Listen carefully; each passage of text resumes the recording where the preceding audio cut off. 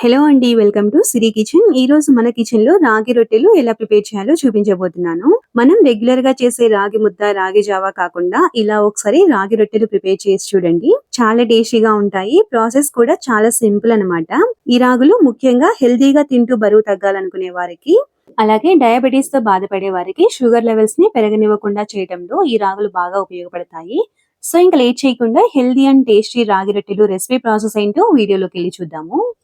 ఈ రాగి రొట్టెలు ప్రిపేర్ చేయడం కోసం ముందుగా బౌల్లోకి 2 కప్పుల రాగి పిండి తీసుకోవాలి. తర్వాత ఇందులోకి ఒక మీడియం సైజు ఉల్లిపాయని బాగా చిన్నగా ముక్కలుగా కట్ చేసుకొని వేసుకోండి. తర్వాత ఒక మీడియం సైజు క్యారెట్ ని తీసుకొని ఈ విధంగా తురిమి తీసుకోవాలి. నెక్స్ట్ వచ్చేసి ఒక 3-4 పచ్చిమిర్చిని చిన్నగా ముక్కలుగా కట్ చేసుకొని వేసుకోండి. తర్వాత కొద్దిగా కరివేపాకు తరుగు, కొంచెం కొత్తిమీర తరుగు వేసుకోండి. నెక్స్ట్ వచ్చేసి 1 టీ స్పూన్ జీలకర్ర, 1 టీ స్పూన్ నువ్వులు, రుచికి సరిపడా సాల్ట్ వేసుకొని వాటర్ వేయకుండా ఒకసారి అంతా బాగా కలిపిన తర్వాత కొద్దిగా వాటర్‌ని పోస్తూ పిండిని చపాతీ పిండి కంటే కొంచెం లూజ్‌గా ఉండేటట్టు, అంటే కొద్దిగా సాఫ్ట్‌గా ఉండేటట్టు కలుపుకోవాలి. ఇందులో బాగా సన్నగా తరిగిన ఉల్లిపాయ ముక్కలు వేయటం వలన తినేటప్పుడు చాలా టేస్టీగా ఉంటాయండి. అండ్ అలాగే జీలకర్ర, నువ్వులు వేయటం వలన ఫ్లేవర్ చాలా బాగుంటుంది.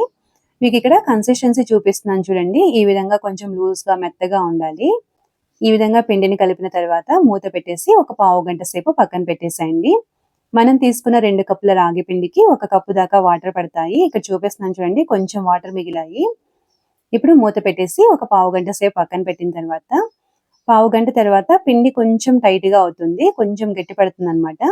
ఇప్పుడు మళ్ళీ పిండిని ఒకసారి అంతా బాగా కలిపేసేసి మనకి కావాల్సిన సైజులో పిండి ముద్దను తీసేసుకొని బాల్స్ లాగా చేసుకొని బటర్ పేపర్ గానీ, లేదా ఏదైనా పాలిథిన్ కవర్ గానీ, లేదా ఏదైనా ఒక కాటన్ క్లాత్ తడిపేసి తీసుకొని ఆ క్లాత్ మీద కూడా రొట్టెలాగా చేసుకోవచ్చు.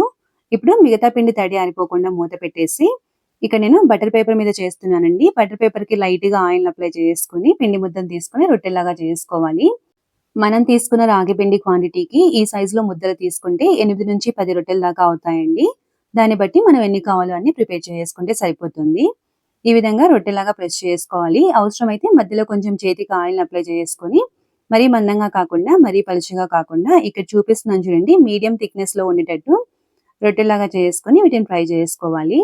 వీటిని ఫ్రై చేయడం కోసం ముందుగా స్టవ్ ఆన్ చేసి పాన్ కి లైట్ గా ఆయిల్ అప్లై చేసిన తర్వాత రొట్టెను పాన్ మీద వేసేసి స్లోగా బటర్ పేపర్ ని తీసేస్తే ఈ విధంగా ఈజీగా వచ్చేస్తుందండి. లేదా రొట్టెను చేతి మీద వేసుకొని పాన్ మీద వేసుకోవచ్చు. ఈ విధంగా రొట్టెను వేసిన తర్వాత రెండు వైపులా ఈవెన్ గా ఫ్రై చేసుకోవాలి. కొంచెం లైట్ గా ఆయిల్ అప్లై చేసుకుంటే సరిపోతుంది. మరీ ఎక్కువగా ఆయిల్ అవసరం లేదండి. లేదా నెయ్యి తోటి కూడా ఫ్రై చేసుకోవచ్చు. అలా కూడా చాలా టేస్టీగా ఉంటాయి. ఈ రొట్టెలను హై ఫ్లేమ్ లో కాకుండా లో టు మీడియం ఫ్లేమ్ లో రెండు వైపులా చక్కగా ఫ్రై చేసుకోవాలి.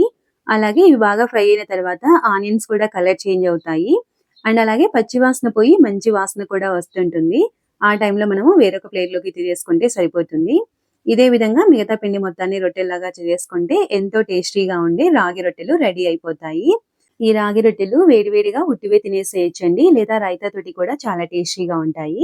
సో మీరు కూడా ఈ రెసిపీని తప్పకుండా ట్రై చేసి ఎలా వచ్చిందో మీ వాల్యుబుల్ ఫీడ్‌బ్యాక్‌ని నాకు కామెంట్ రూపంలో తెలియచేయండి. రెసిపీ నచ్చినట్లయితే తప్పకుండా లైక్ చేసి, ఇలాంటి మరిన్ని ఈజీ అండ్ టేస్టీ రెసిపీస్ కోసం మన ఛానెల్‌ని సబ్స్క్రైబ్ చేసుకొని పక్కనే ఉన్న బెల్ ఐకాన్‌ని క్లిక్ చేయండి. Thanks for watching.